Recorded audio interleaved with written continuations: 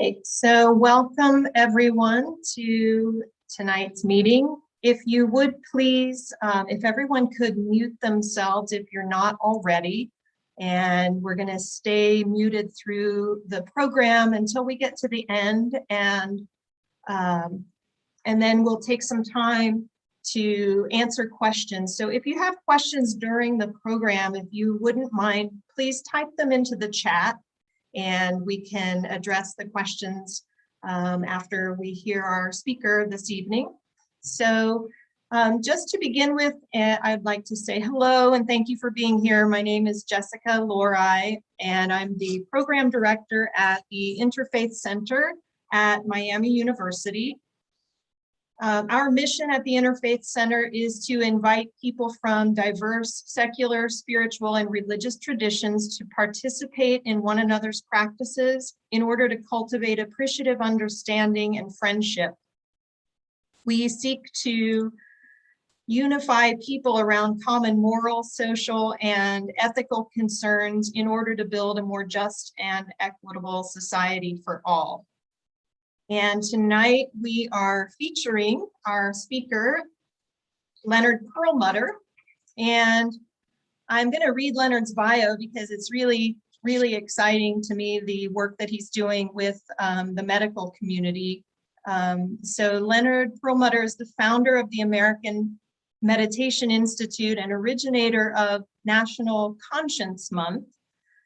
Over the past 26 years, he has served on the faculties of the New England Institute of Ayurvedic Medicine in Boston, Massachusetts, and the International Himalayan Yoga Teachers Association in Calgary, Canada. He has taught workshops on the benefits of the conscience, meditation, and yoga science at the MD Anderson Cancer Center, Kaiser Permanente, UConn School of Medicine, the New York Times Forum on Yoga, the Commonwealth Club of California, the University of Wisconsin School of Nursing, the Washington University Medical School, the University of Colorado Medical School, and the U.S. Military Academy at West Point Association of Graduates. Since 2009, Leonard's foundation course on yoga science has been certified for continuing medical education credits by the American Medical Association and the American Nurses Association. So I'm really happy to have you here, Leonard. Thank you so much for being here. And we are here to talk tonight about Leonard's new book. It came out about a week ago. It's called Your Conscience. And so I'm going to turn it over to you, Leonard. And if you wouldn't mind, please, tell us a little bit about yourself, how you got into this type of work, and also we'll start, I guess, with what is the conscience. So over to you.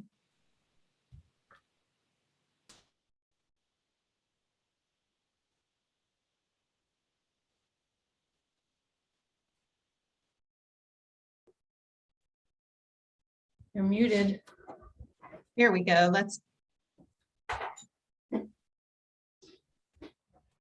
Sorry about that. No problem. I guess my spiritual story began when I was a young child. I've always been philosophically oriented, even at an early age, as well as practical. I've always had an allergic reaction growing up to esoterica without a practical application. And what I found through the perennial philosophy, the perennial psychology of all spiritual traditions was codified a little over 2,000 years ago by Patanjali in yoga science. And through yoga science, I began to study very practical concepts and the philosophy itself, the science. And I began to experiment with my old habit patterns, and I felt better. When I was a young person, I joined the Scouts, Cub Scouts, and then later the Boy Scouts. Now I guess it's just called Scouts, which is good. And what I enjoyed about Scouting was that they taught you practical lessons. And I appreciate that. The motto for the Scouts was be prepared. Be prepared for what? Well, we don't know. Life is a thrill a minute. You never really know. It's quite a challenging assignment being a human being. And unless we have a philosophy of life, unless we have a business plan to direct our actions and the skills to employ in the midst of all sorts of relationships, without that, I'm afraid that my experience is that we increasingly experience pain, whether it's physical, mental, emotional, and even spiritual. So I came to yoga science. Honestly, I had a challenging relationship with the standard American diet. It brought me a lot of pain. My family didn't seem to mind it too much. But for me, it was a challenge. So I started to experiment and I started to explore.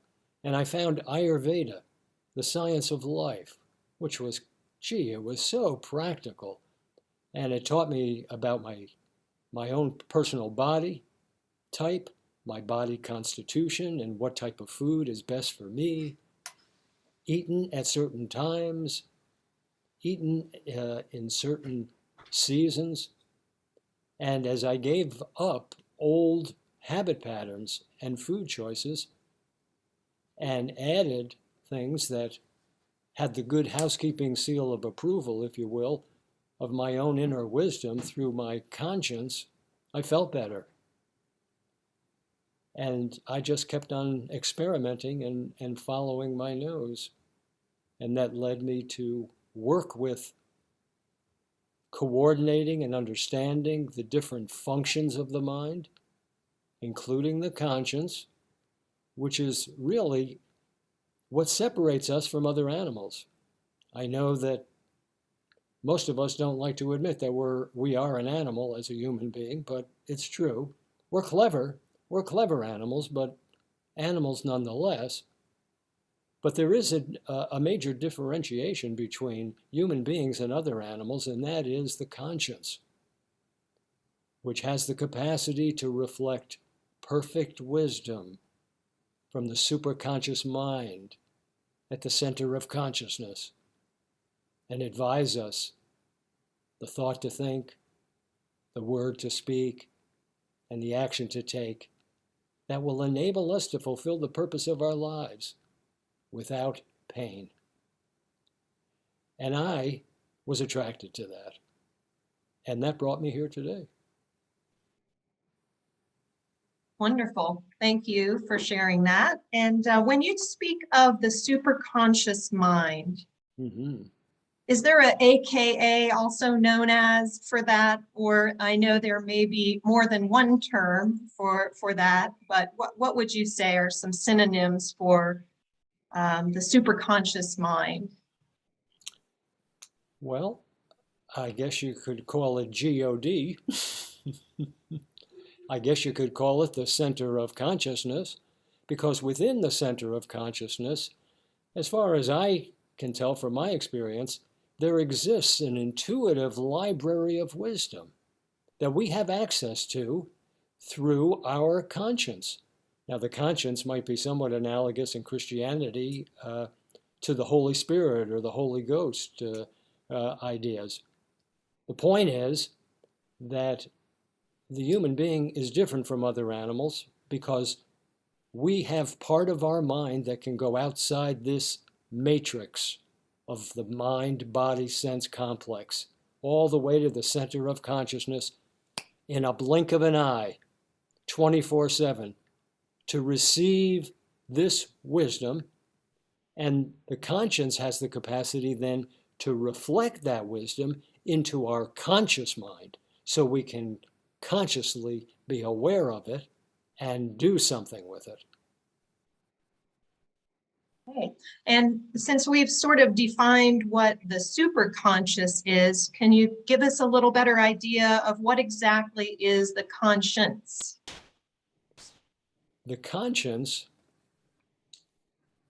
is the only function of the mind that can discriminate, determine, judge, and decide. That's a mouthful. Is the only function of the mind that can discriminate, determine, judge, and decide. And when I learned about that, it was a game changer, because I said to myself, that means that every single choice that I have made in my entire life, and every choice I will make in my entire life, has and will be made by the conscience. Because the conscience is the only function of the mind that can decide. All the other three functions of the mind can only counsel and suggest, but cannot decide. Okay, and would you mind sharing with us what are those other three functions? So we have the conscience, and then the other three are? Well, even at a young age, I think all of us had the intuitive understanding that it seemed to us that we have more than one voice in our mind. And turns out that's exactly correct. We do have more voices. And so what are these voices? These voices are the ego, the senses, and the unconscious mind. Ego, senses, and unconscious mind. And the ego is very interesting because it's anything that separates me from my essential nature, namely consciousness, the background of all reality. And the ego happens to be hardwired to the reptilian brain. What does that mean on a practical level to us? Well, it means that the ego is deeply invested in self-preservation and is deeply fearful of being annihilated, fearful of death. And its concept of death is annihilation. And so the ego is not a bad function of the mind. It's just that the ego only has a limited perspective. Yeah? Now, sometimes the ego is correct. We all need a healthy ego to do certain things in the world. If I were to drive an automobile, I would need a healthy ego. Just having this conversation tonight, I need a healthy ego to be able to communicate in ways that can be understandable. So I don't want to get rid of the ego. I don't want to annihilate the ego. I want to educate the ego. I want to parent the ego, and I want the ego's perspective to expand. And so the ego is invested in things that are pleasant. Ego likes things that are pleasant and equates it with being good and wants to reprise those experiences. On the other hand, the ego also defines other situations and other relationships as bad because it's painful and unpleasant. But we already know from our own personal experience that that which is pleasant isn't always good for us, and that which is unpleasant isn't always bad for us. So if I become habituated to just serving my likes and avoiding my dislikes, that mental inflexibility eventually will bring about a body which is inflexible. And an inflexible body will not be able to receive and assimilate and utilize the vital energy, the vital prana that the universe is bringing to us to maintain this entire city of life, and we suffer. That's the ego. It's much different and much more expansive than Western psychology. So the ego is one of the functions. The second function are the senses and logic. And the senses and logic are always asking this question: should I do it or should I not do it? Should I say it or should I not say it? Should I think it or should I not think it? And like the ego, the senses only have a limited perspective. And the mind is continuously, I would say today, in an addictive way, the mind is continuously extruding our creative energy through the eyes and the nostrils and the mouth and the ears and the hands and the feet in order to go into the material world, examine certain objects and relationships, looking for happiness, looking for security, looking for health. Mm-hmm. The major problem is that the senses are really not good reporters. They're really very susceptible to the flashy front of things. There's a lovely story of some people who were walking down the street, and they saw across the street at a little bar and grill a large neon sign flashing. And what did the sign say? Free beer, free beer, free beer. So this is like the senses. Hey, there's a sign that says free beer. Let's go have some free beer. And we walk across the street, and as we go inside, just below the large neon sign is a very small little handwritten note. And what's on the note? All it says is one word: tomorrow. Oh yes, they say, we are offering free beer, but it's only available tomorrow. But even if you come tomorrow, it won't be available until tomorrow. So again, the ego chases rainbows all the time. And even when they feel fortunate enough to experience some ego or sense gratification, it's not long lasting.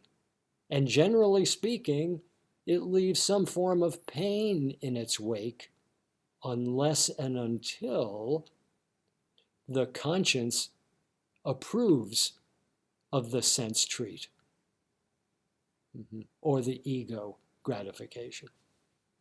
So those are the first two. And the unconscious, or subconscious, some people call it, this is the storehouse to everything that we deem essential to self-preservation. All these memories that we hold on to, all of our imaginations. And it's not, again, it's not that the unconscious is always wrong, but it only has a limited perspective. So you have the ego, the senses, and the unconscious mind. And these are counselors. And they make suggestions to our awareness, to the conscience, since it is the only function of the mind that can decide about what's to be done and what's not to be done. And the conscience can operate in two ways. As I mentioned, it has the capacity to reflect perfect wisdom from the superconscious portion of the mind, the same portion of the mind where Albert Einstein saw mathematical equations, the same portion of the mind where Paul McCartney hears beautiful melodies. So the conscience has that ability to bring that wisdom into our conscious mind. But unless we train the ego, senses, and unconscious mind to quiet down and defer and support the wisdom reflected by the conscience, that inner conflict of these loud, pushy, noisy voices will overwhelm the conscience's capacity to reflect perfect wisdom from the center of consciousness. So in that case, the conscience will still make the decision of what to do and what not to do, but it will base it on the limited and often faulty perspectives of the ego, senses, and unconscious mind. And that's where most of humanity is at right now. There is not an understanding of, nor is there a coordination of the functions of the mind. In fact, the mind is in anarchy because the ego, senses, and unconscious mind are continuously hijacking the bus. And who suffers? We suffer.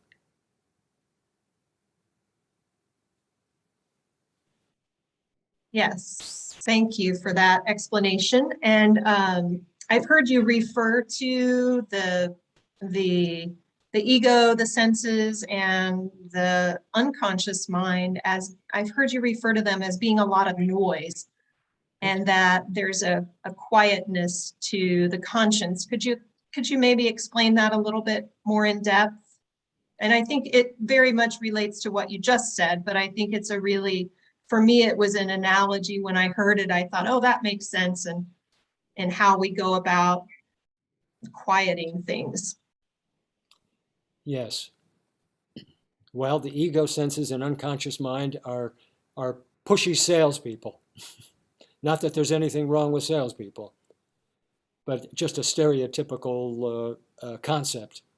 They're loud, they're pushy, they're insistent. Why? Because they're afraid. They're afraid of annihilation. And they're desperate for happiness and security. And my feeling is, from my experiences, is that ultimately the ego knows that the ego does not know. And yet we put all this pressure.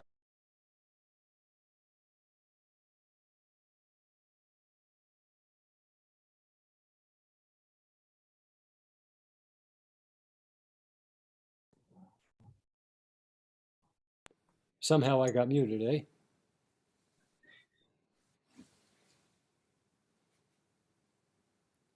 So the point that I was just making is that the ego, senses, and unconscious mind are unruly. And they're loud and they're pushy.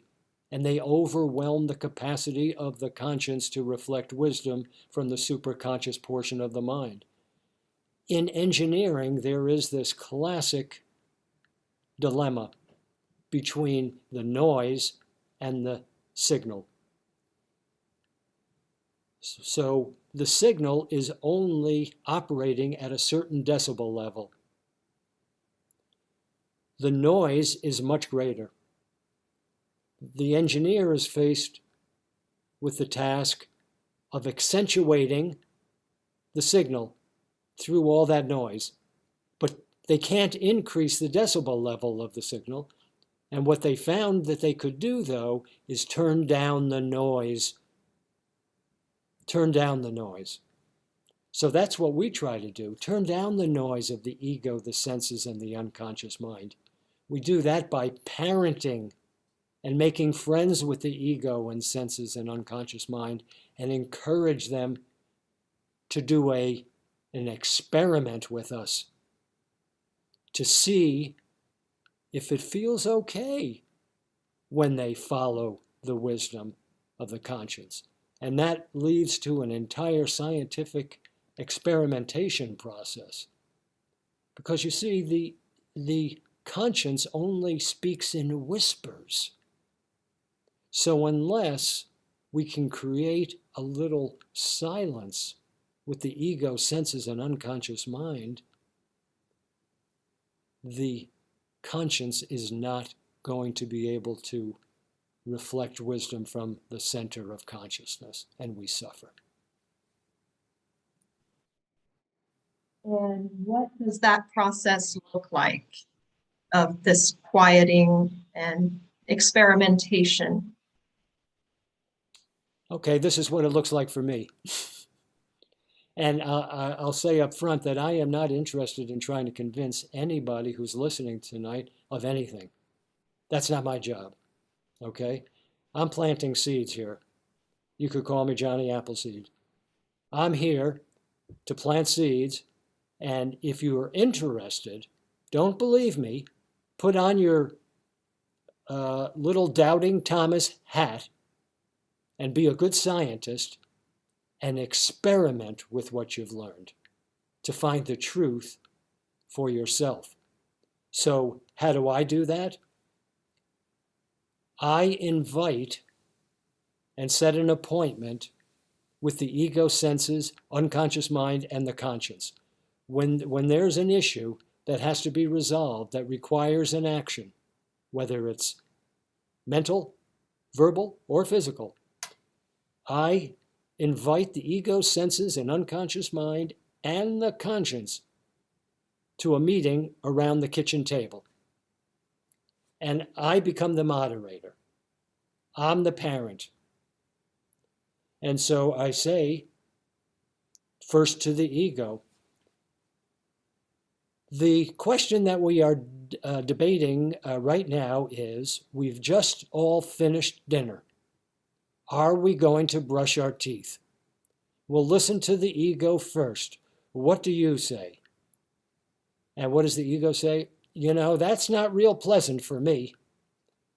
You know, that's an inconvenience. I vote no. Okay, thank you very much for your opinion. Senses, what do you say? Well, if I speak my truth, I would say, I'm not interested in brushing my teeth right now, but I am interested in having a second slice of apple pie. Okay, thank you very much. And unconscious mind, what do you say in this issue about what's to be done and what's not to be done? And the unconscious mind says very quickly, I'm with the other two. Okay, now we're going to sit quietly, everybody, because we're going to listen to the conscience and what its perspective is from the superconscious portion of the mind. Conscience, explain what your position is. And the conscience will say something to the effect, well, I know that this human life is not really a sprint. It's a marathon. And for a marathon, we need to maintain healthy teeth and healthy gums and a healthy and strong immune system. And brushing our teeth can help. So I would advise, for the sake of a scientific experiment, to take a time out for 2 minutes and brush our teeth in the bathroom. So come on, everybody, let's just, for the sake of an experiment, try this easy experiment. And so everybody goes off to the bathroom and we brush the teeth, and then we all come back to the kitchen table and we summarize. Ego, how was that experience? Well, to be frank, it wasn't as bad as I thought it was going to be. Not so bad. Not so bad. Okay. Senses, what do you say? Gee, you know, I was very impressed when the tongue glides across my teeth. I don't feel that mossy feeling. And I like that. That's good. The teeth feel clean. That's a nice feeling. So I had a good reaction. Unconscious mind, what do you say? Me too. It wasn't as bad as I had feared that it would be. So what have we done? We've just done an experiment. It was relatively easy. And we have provided the ego, the senses, and the unconscious mind a pleasant experience. And we have just created a new relationship between me and the ego, senses, and unconscious mind. In other words, they now trust me in believing when I say that change is not death, change is not annihilation, change is growth. And that sets them up and me for the next experiment and the next experiment. Never taking on too much too soon, but after a while of experimenting with relatively easy things, we then have the capacity and the interest from the ego, senses, and unconscious mind to maybe take on something a little more emotionally charged. But they will trust me, and they will increasingly trust the conscience as their guide. Thank you for that example. I like that. Let's talk about in the heat of the moment. Let's say we're in a moment where the senses and the unconscious mind, maybe there's some strong memories, perhaps even traumas that are stored there. How would you suggest that someone navigate this process in the moment when the other three parts of the mind, the ego, the senses, and the memory, are all screaming one thing because they feel unsafe? How do we develop a trust in our own conscience? It seems like should be fairly easy if we can recognize that conscience is a reflection of whatever we want to call it, the superconscious or God or whatever other names we might have for that. So how do we develop our own ability to trust? Well, our perceptions are skewed by our conceptions. We see what we know, and a lot of our concepts are faulty. So we need to change our perspective. If we change our perspective, we'll change our experience. So here I am. I'm driving to work. I'm on the highway. I'm going about 55 miles an hour, and some maniac driving about 90 cuts me off in traffic, forcing me to slam on my brake. In the process, from the unconscious mind comes a flood of anger. And I am having an immediate personal relationship with anger. What am I going to do with it? Am I going to serve it? Now, anger is what? Fear is what? Greed is what? It's energy. It's energy. It's powerful energy. But fear and anger and selfish desires are contracted, and they're debilitating, and they're poisoning, not to the other person, but to me. It's hurting me. So I recognize that it's energy. And so then I go onto the hard drive of my mind and I say, well, what do I know about energy? Well, 5th grade, I learned that energy can't be created nor destroyed, but it can be transformed. Do you think that I can transform this anger that I now have a relationship with, or this fear or worry or this selfish desire? Do you think I could transform it into something usable? I know that ice can be transformed into water, and I know from personal experience and experimentation in 5th grade that water can be transformed into steam. But what about the energy of fear and anger and greed? And the answer is yes, energy can be transformed. And the mechanism for transforming the debilitating and contractive energy of fear and anger and self-will desires is sacrifice. We're asked to offer it back to the origin from which it came. Now, we have a bit of a challenge here because the culture imposes on us the definition of sacrifice in a negative way. The culture defines the sacrifice as a denial of my happiness, but that's not what it is. So you look at the etymology of the word sacrifice. It comes from the original Latin into the Italian, sacrifici. It means to make it sacred. Make it sacred. So we know that it's in giving that we receive.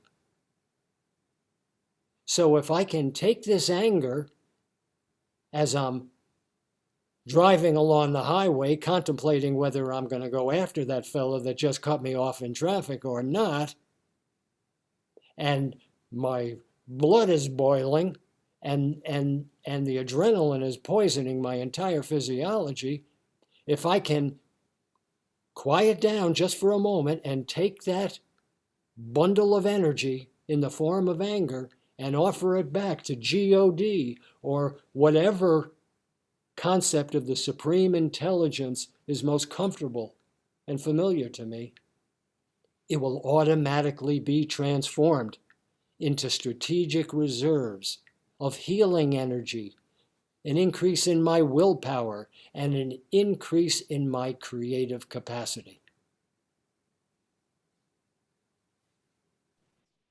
Wonderful. Thank you. Thank you for that explanation. You talk in your book about one-pointed attention. Can you tell us a little bit more about that? I can. One-pointed attention is what brings about genius. It's what brings about willpower. It's what brings about a space between stimulus and response, which we need to provide us the freedom to use our conscience. So, and we're also challenged again by the culture, which doesn't want to hear about one-pointed attention. So the culture comes up with this strange, weird concept of multitasking, which any scientist or physician will tell you is impossible. It's impossible for a human being to multitask. To provide us the delusion that we're multitasking, giving attention to more than one object at the same time, the mind has to go back and forth very quickly, very quickly. And what is it that will enable that? Adrenaline. So again, we're poisoning ourselves because that type of activity of quote unquote multitasking only depresses the immune system and depresses the mind. So I'm not a very reliable individual for very long. In fact, I'm usually quite sick and very susceptible to just about any type of a bug that comes along. But one-pointed attention, that's the key. That's the point. Very analogous to concentrating energy to split the atom that brings a nuclear explosion. But in this case, the metaphor is wisdom. It brings wisdom. It accesses the superconscious portion of the mind for us, that one-pointed attention. And whenever we give one-pointed attention to anything, we love that experience. That's why when we read a wonderful book, what do we say? Oh, I love that book. Or if we see a great movie, we say, oh, I love that movie. I love that woman. I love that man. I love that child. I love that sunset. And the ego attributes the happiness and the pleasure with the object. But it's not the object that brings that to me.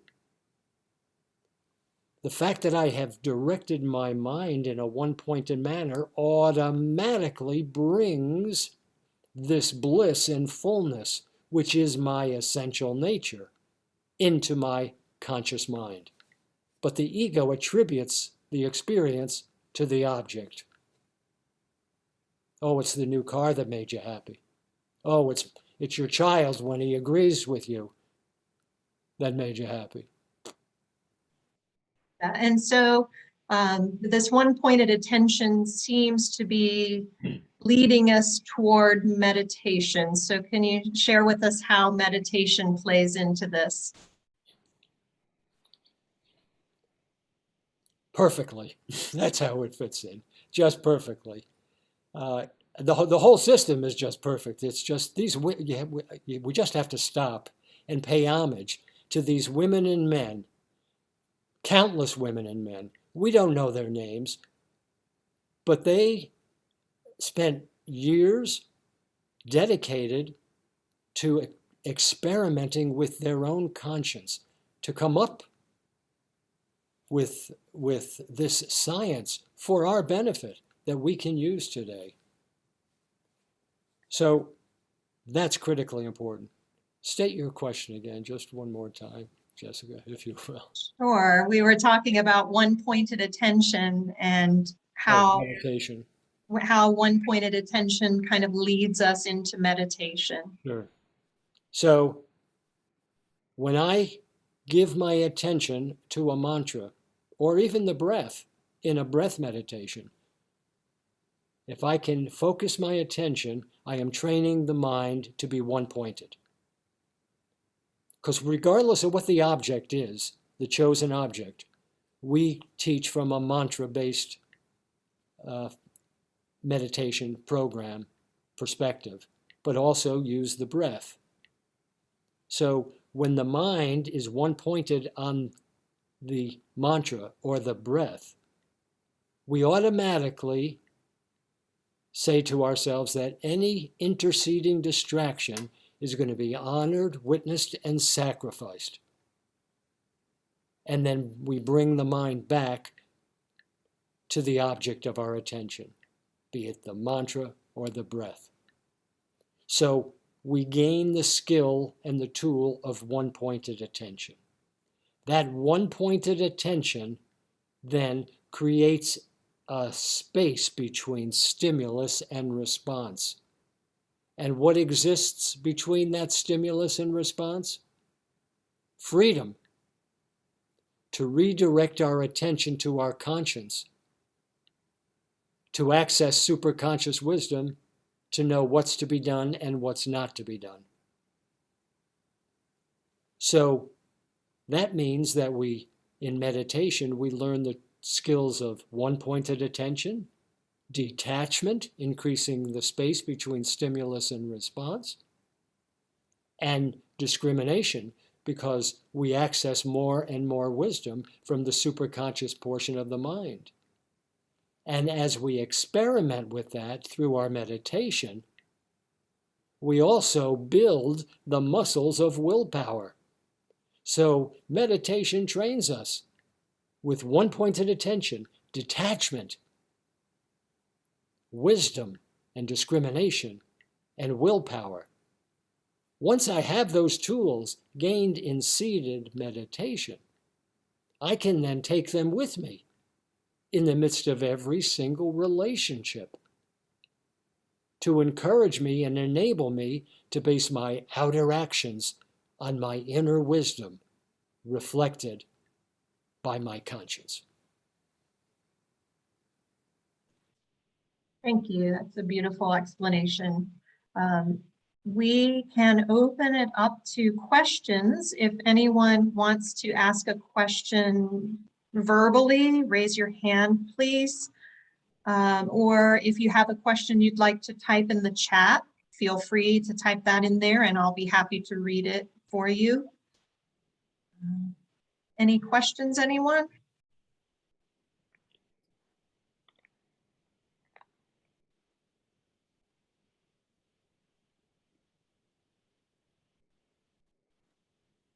I see some, oh, Jessica, there she is. And you can unmute yourself. There you go. Hi there, can you hear me? Okay. Now I am familiar. It's good to see you, Leonard. I'm familiar with this concept. I'm just thinking for anyone who is hearing this for the first time, one of the things that was important to me, an important question to me, and I think it probably would be for a lot of people, because the issues of faith and spirituality can be so intimate and even guarded. So can you speak to the ways that this practice can be incorporated no matter what religion or faith one ascribes to? Well, I think you put it perfectly well. Remember, this philosophy and this science is not a religion. It's an educational body of knowledge. So if I, as a Christian or a Jew or a Buddhist or a Muslim, or any other spiritual tradition or religious tradition, if I learn to coordinate the functions of my mind, ego, senses, and unconscious mind, to support the superconscious wisdom of the conscience, if I'm a Christian, I'll be a better Christian. If I'm a Jew, I'll be a better Jew. If I'm a Muslim, I'll be a better Muslim, you see. So there's absolutely no conflict whatsoever. In fact, my experience is you gain a deeper, richer understanding of the tradition from which you came. You have greater respect and more forgiveness for the frailties of people who perhaps priests, rabbis, imams that don't quite get it 100%. You have compassion for them. They're only human beings, they're working through this themselves. So I think you become a better person. Great. Ronnie, would you like to unmute yourself, please? Hi. I'm also familiar with the concepts, but I just want to say I have never gotten such a clear idea of how the workings of the senses and the unconscious mind and the ego work with the conscience to get the trust. I mean, the whole thing about the brushing your teeth, which of course is such a simple thing, but it really even became clearer why all of a sudden the rest of the mind would trust the conscience, even though the conscience was the one voice that was against all the others. It just really was a wonderful example to me. So I just want to say thank you on that. It's critically important, just for an example, say you adopt a dog, a little puppy dog who has been abused. The first thing you do when you bring it home, you have to gain the trust of the little puppy dog, and you have to be very loving and not ask too much of the little critter. And over time, the puppy dog will go theoretically beyond the previous memory of abuse, and there can be a loving relationship existing. It's the same with the ego, senses, and unconscious mind. We have put so much pressure on all of them by abdicating our role as moderator here, as parent here, in this holistic organism called the mind-body-sense complex. So we can't put it all on them.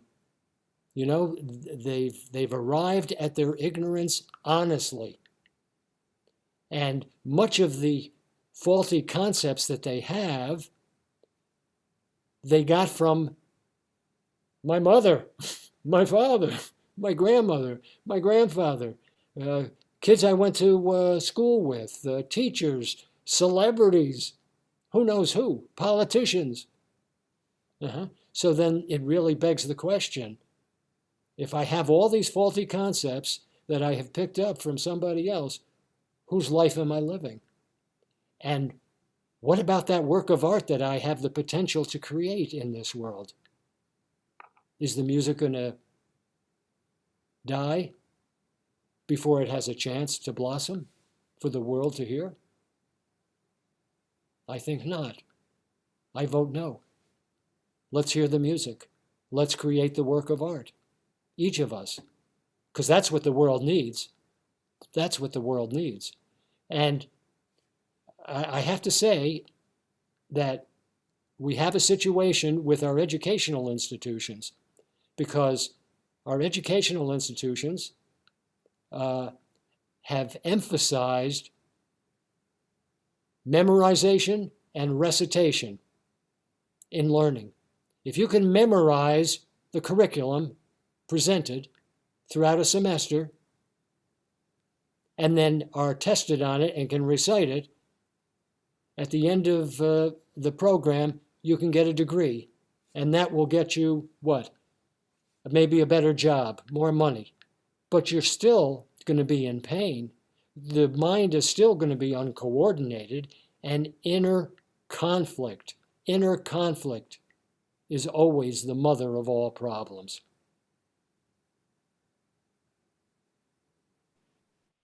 Leonard, can you maybe share a little bit with us when a few of the things that you just said sparked a thought that a lot of times we may take some time to be able to develop the trust in our own conscience. And then there may also be times when what the voice we're hearing or the decision that the conscience makes kind of takes us out of the norm of what the rest of society is doing. Not always, but I've heard this over and over again from people that are practicing a lot of these techniques, that sometimes the guidance from the conscience will change the course of your life in a way that at first is really uncomfortable to surrender to and to go with that. So do you have any thoughts or sharings on that? Yes, I have personal experience. So my father, he died at an early age, stereotypical lung cancer. He smoked an awful lot. He was a nervous fellow. He was insecure. He was a loving man. I loved him. I still love him. But he was a huge force in our family. And he died early. And a few years later, after I met Janice, who then became my wife, and we shared this journey together, we began making changes in our lives. And at that time, after my dad passed, my mother was responsible for becoming the head of the household, so to speak. And this was new to her. This was a new role for her, because she too lived under the strict, I don't want to say control, but influence of my father, her husband. So when she saw all these changes that her baby, who was now in his 30s, was making, it scared her. And she said something to me in the quietude of a mother-child relationship that just touched my heart in such a profound way. She said to me something to the effect, all these changes, it's too much. It's just too much. And then she said, you better not lose your good sense of humor. And I just melted. And I told her, I definitely would not lose not only my humor, but any asset that I had that is valuable to me. I'm only looking to get rid of the trash, stuff that causes me pain, that diminishes my capacity to add to life. So I would recommend to people that a good sense of humor, especially when dealing with family or on any way that you define family,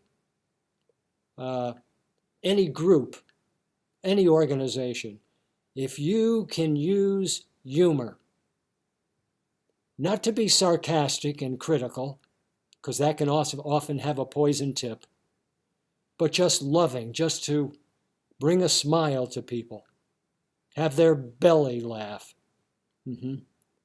That is a great key to success in life. Absolutely. And then people respect you for the choices that you're making because they can see it and they can see the changes that have been made in you. Yes, thank you for that. We have time probably for one more question if anybody has any final questions for Leonard here.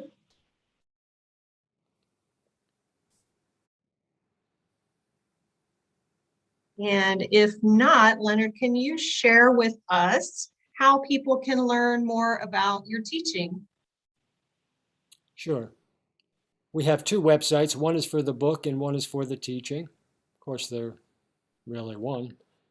But for the book, yourconscience.org, yourconscience.org tells you all about the book. And they are available at any fine bookseller, Amazon, Barnes and Noble, your local bookstore. And I teach through the American Meditation Institute in upstate New York. And the American Meditation Institute has classes year-round. And our website is americanmeditation.org, americanmeditation.org. Thank you. And thank you very much for this wonderful talk. Really appreciate it. And thank you to everyone who attended. Thank you also to everyone who's watching live on YouTube and live on Facebook, and anyone who may be watching at some later time. Thank you all for listening and for being here. Have a wonderful evening, everyone. Thank you for the invitation. Thank you. Thank you.